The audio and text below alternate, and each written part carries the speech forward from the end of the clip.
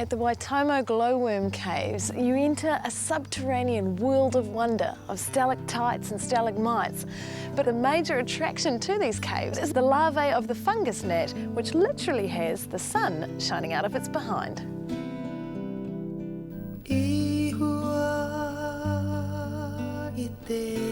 Who did discover these caves? It was discovered by Tane Tinado, who was a local chief, and Fred Mace, who was an English surveyor, visited this area in 1887. He convinced Tane Tinado to explore the cave, and they built a raft outside and they floated into the glowworm grotto.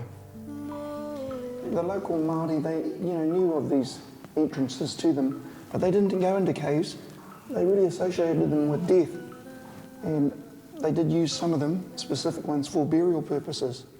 What's your connection with Chief Tinara? He's my great-grandfather. Got the typical stalactites. We just say they hold tight to the ceiling, and the stalagmites might reach the ceiling. They're all made of calcite. It's a mineral that's basically it's dissolved out of the limestone. The water trickles over the outside, and as each droplet falls off the end, there's a minute amount of these crystals behind, and then dripping onto the floor. You get these layers building up, and given long enough, sometimes they'll join together. 1 inch is given as 500 years, or 1 cubic centimetre, say the tip of my finger, would take 100 years. Well, we call this the organ loft. Awesome! That is cool. I've heard sort of rough estimates on this, somewhere around 200,000 to 300,000 years old.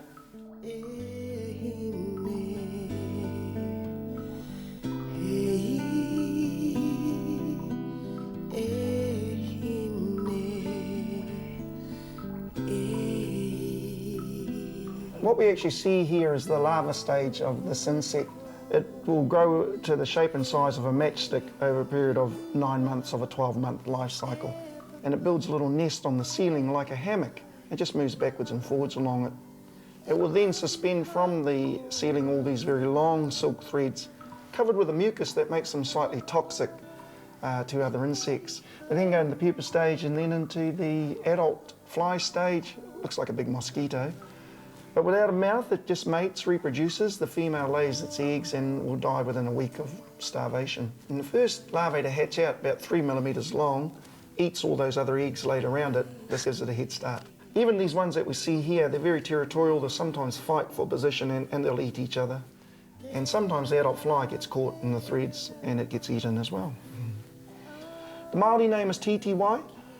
Titi, or one of the names. Titi is suspended, hanging, and often over water, which is why.